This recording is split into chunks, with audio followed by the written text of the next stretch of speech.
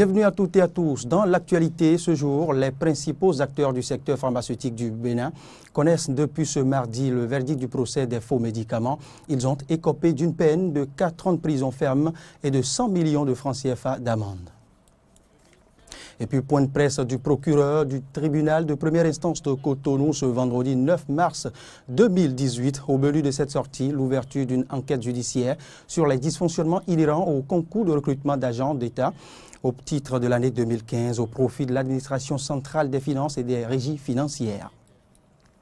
Et sur le continent africain, le candidat du principal parti de l'opposition en Sierra Leone, Julius Maada Bio, a légèrement dévancé celui du parti au pouvoir, Samura Kamara, lors du premier tour de l'élection présidentielle du 7 mars. Et un second tour est donc prévu pour le 27 mars prochain.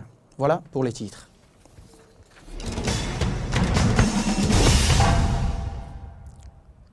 Bienvenue à toutes et à tous à nouveau et merci de préférer l'actualité sur Eden TV.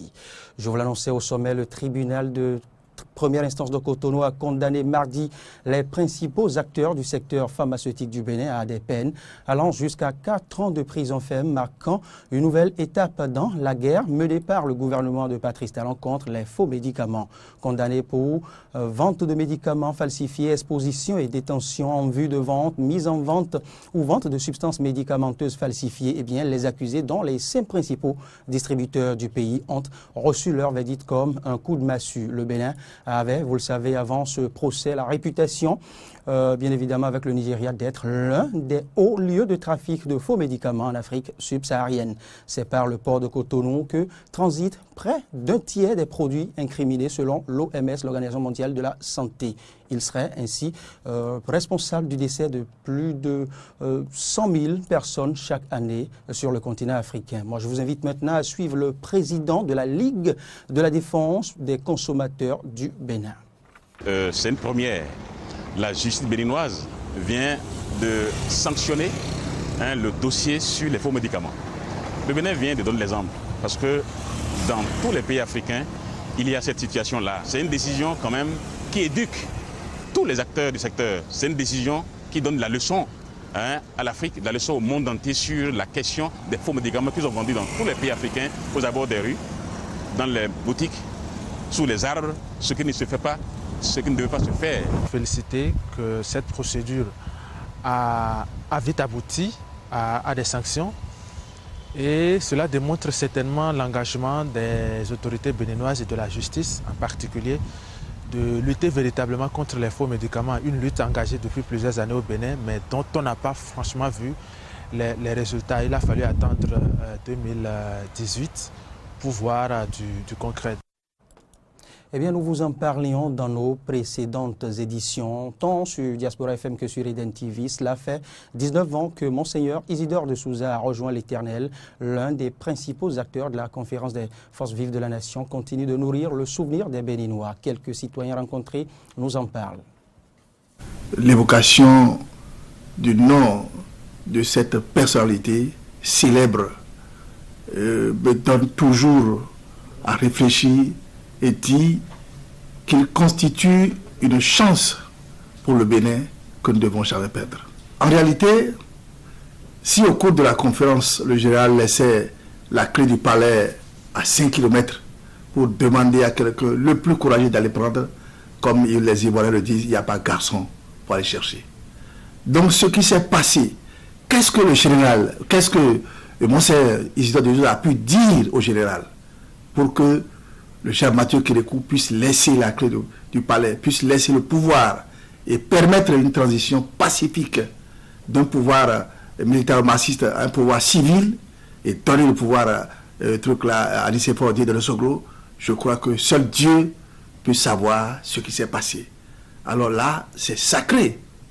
C'est sacré et chaque Béninois doit se dire que c'est un événement qu'on doit immortaliser.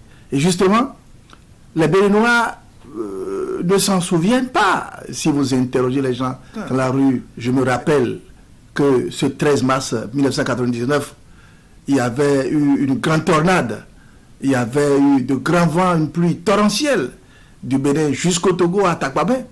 Donc, c'est dire que c'est un homme de Dieu, c'est un missionnaire qui s'en est allé. Mais au lieu que les Béninois s'en souviennent et en tiennent compte dans nos propos, dans nos démarches, dans nos actions, tant sur le plan politique, syndical, social, humain, nous avons balayé tout cela du revers de la main. Et nous cherchons notre destin dans notre petite imagination, dans notre ruse, dans notre petite intelligence. Et c'est là, justement, le chemin le plus dangereux que le Bénin est en train de prendre. Changeons maintenant de registre, parlons santé et une interrogation à l'entame de cet élément. Quelle est cette maladie qui touche plus de 600 millions de personnes dans le monde? L'insuffisance rénale, j'y arrive. C'est bien de cette pathologie qu'il est question. Eh bien, cette pathologie est l'une des maladies qui affectent plus essentiellement les reins, comme les reins qui sont, vous le savez, les organes essentiels pour le fonctionnement du corps humain. Alors, quelles sont alors les causes de cette pathologie? Élément de réponse avec, dans ce reportage de Horacia Djodji. Les reins sont deux organes situés dans la partie postérieure de l'abdomen, au niveau des régions lombaires, effectuant plusieurs fonctions dans l'organisme. Leurs destructions sont causées par de nombreuses maladies, dont l'insuffisance rénale. Elle peut être aiguë ou chronique. L'insuffisance rénale chronique, souvent irréversible, est provoquée par d'autres facteurs, entre autres génétiques. Des malades qui ont, par exemple, des kystes, la polykystose rénale, c'est une maladie génétique qui touche les reins et qui entraîne la formation de nombreux kystes dans les reins. À côté de ça, il y a également les médicaments qui sont importants. Pour une raison ou une autre, nos compatriotes prennent des médicaments de façon incontrôlée. Et ça peut abîmer progressivement le rein et entraîner et conduire à l'insuffisance rénale chronique nécessitant la dialyse. Donc les automédications, les tisanes, les médicaments achetés n'importe comment, normalement doivent être évités. S'il est vrai que l'insuffisance rénale chronique est incurable, sa progression peut tout de même être ralentie, voire stoppée par la dialyse.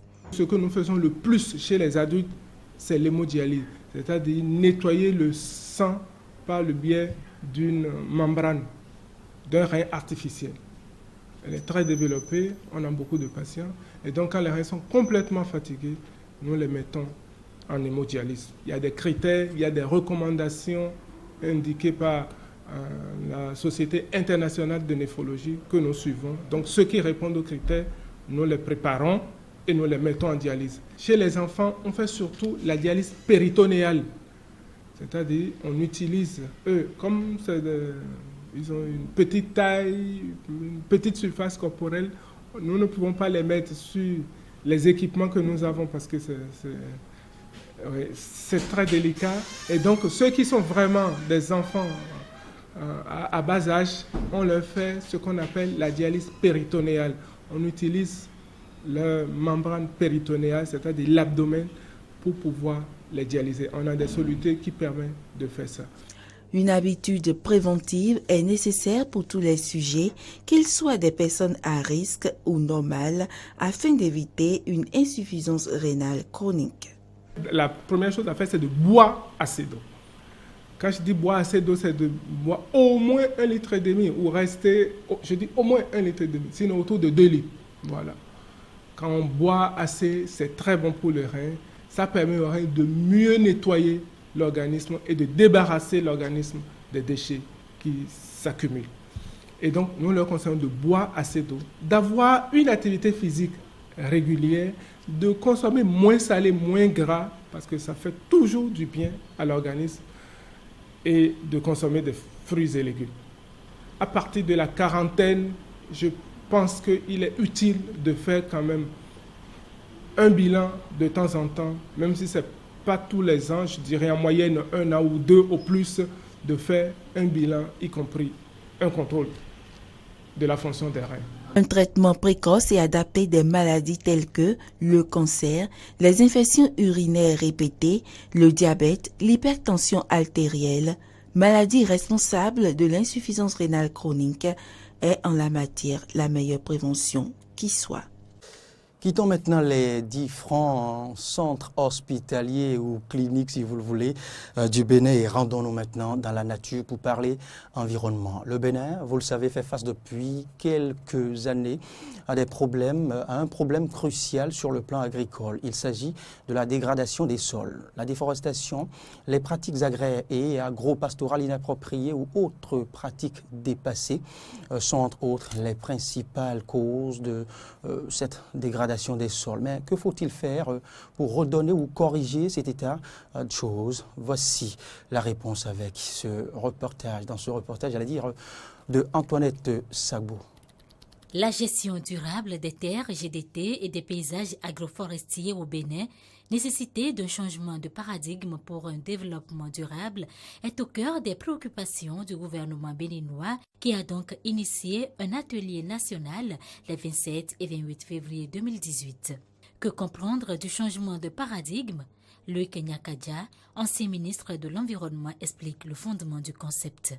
Le système en place que nous avons hérité de décennies de pratiques a été de dégrader, pas volontairement, mais d'utiliser la terre de façon extensive. Donc on ne se préoccupe pas de sa durabilité et on passe à une autre terre.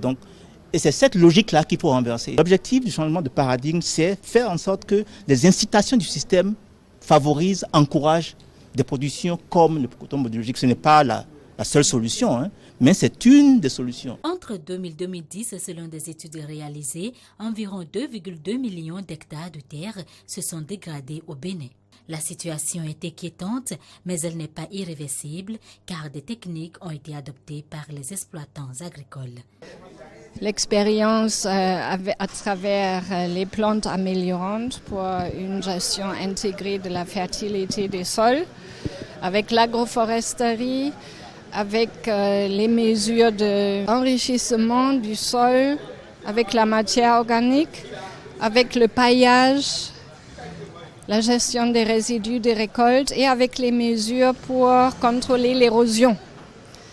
Et là, une mesure qui est très indiquée, c'est le labour perpendiculaire à la pente. Cependant, les producteurs rencontrent certaines difficultés. On a d'ailleurs 6000 producteurs qui ont planté le mukuna l'année dernière, les plantes améliorantes aussi comme le pois d'Angole. Mais on ne trouve pas ces semences sur le marché. Le défi doit encore être soulevé pour pouvoir permettre à d'autres producteurs encore aussi d'accéder à ces semences. La GDT nécessite des investissements et donc la mise en place d'un mécanisme pour un renforcement du partenariat public-privé. Pour que la non-dégradation des terres marche, il faut au moins 10 ans pour commencer à avoir un retour d'investissement. Or, dans les questions du changement climatique, l'arbre et le climat, il faut à peu près 25 ans à 35 ans pour que l'arbre commence à devenir vraiment un massif de séquestration de carbone. Il faudrait voir à peu près quels sont les coûts que cela implique au niveau des communes, des partenariats et du partenaire pour savoir coût-bénéfice, qu'est-ce que j'y gagne. Et c'est à ce prix que nous allons pouvoir réussir cette bataille dans le partenariat public-privé autour de la non-dégradation des terres. Le changement de paradigme serait une stratégie pour réduire la pauvreté, renforcer la résilience climatique et promouvoir une gestion durable des terres. Le procureur de la République près le tribunal de première instance de Cotonou, Gilbert Togbonon, a fait le point de l'enquête judiciaire sur les concours à polémique de 2015 au profit du ministère de l'économie et des finances. C'était à la faveur d'une conférence de presse tenue ce vendredi 9 mars 2018 à Cotonou. Suivez ici le compte.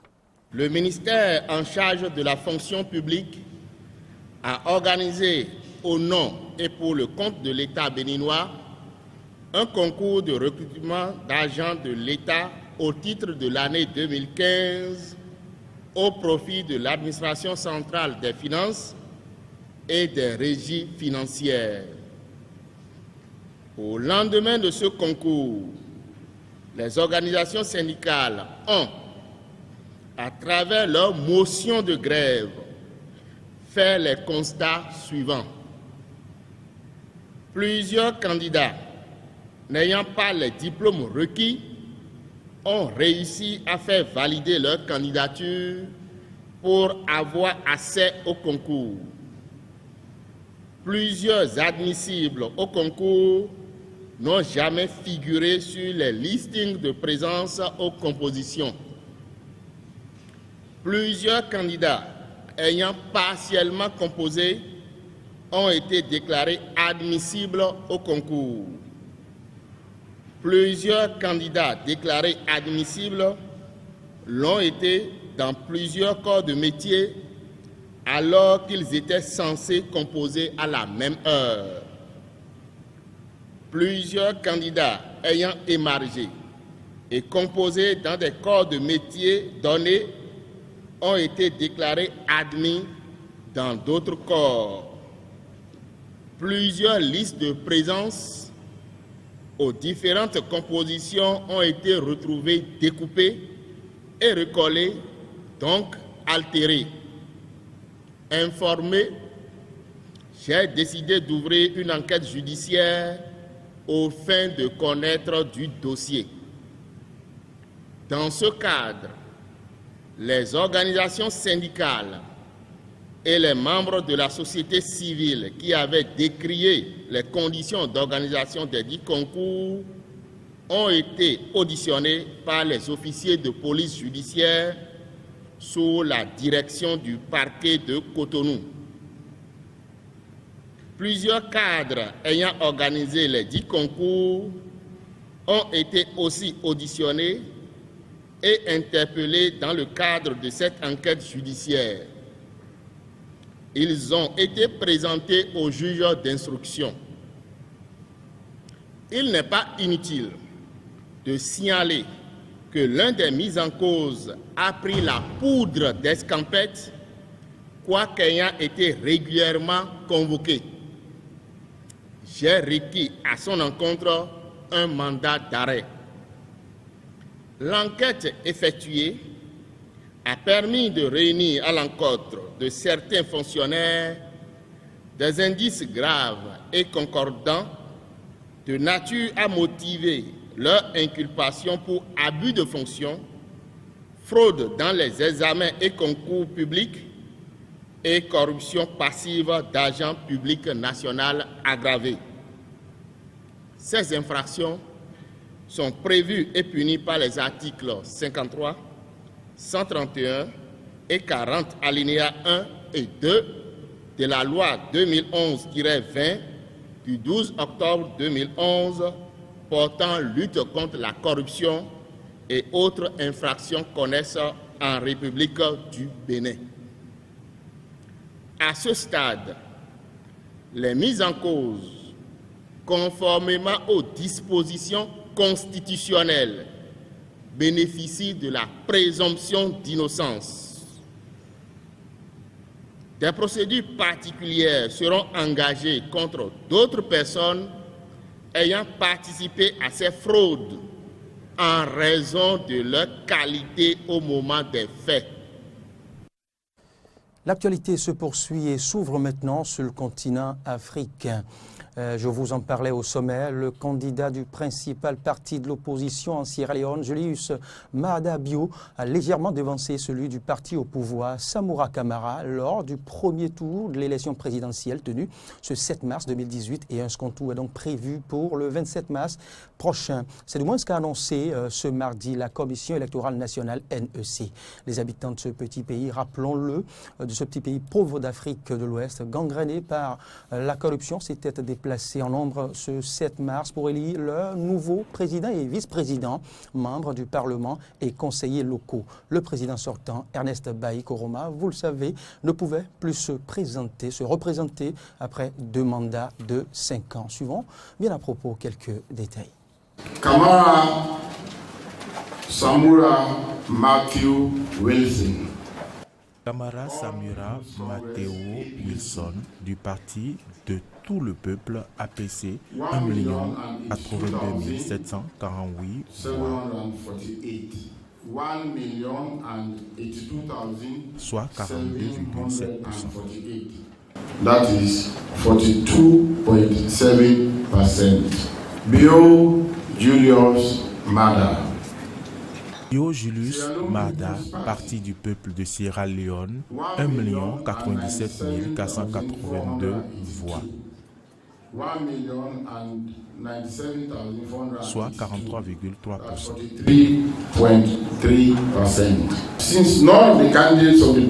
Puisqu'aucun des candidats des partis à l'élection présidentielle n'a reçu 55% des votes valides, conformément à la section 43-2-E et F de la Constitution du Sierra Leone de 1991, il y aura un second tour. There will be a second election runoff. Polling in this second election. Le scrutin de ce second tour entre les deux candidats mentionnés plus tôt aura lieu le mardi 27 mars 2018 à travers le pays. 27 March 2018. Puis, pour mettre un terme à ce journal, intéressons-nous maintenant à cette brève inhérente à la visite du désormais ancien secrétaire d'État américain Rex Tillerson, qui assurait le Tchad et le Nigeria du soutien américain dans la lutte contre le djihadisme. N'Djamena et Abuja étaient les deux dernières étapes de la première tournée africaine du désormais ancien chef de la diplomatie américaine. Vous le savez, l'information de son remplacement à ce poste nous est parvenu par tweet signé du président de la République américaine, Donald Trump, dans la nuit de ce mardi à mercredi. Merci à toutes et à tous de nous avoir suivis et prenez surtout du plaisir à suivre nos programmes sur Eden TV. À très bientôt.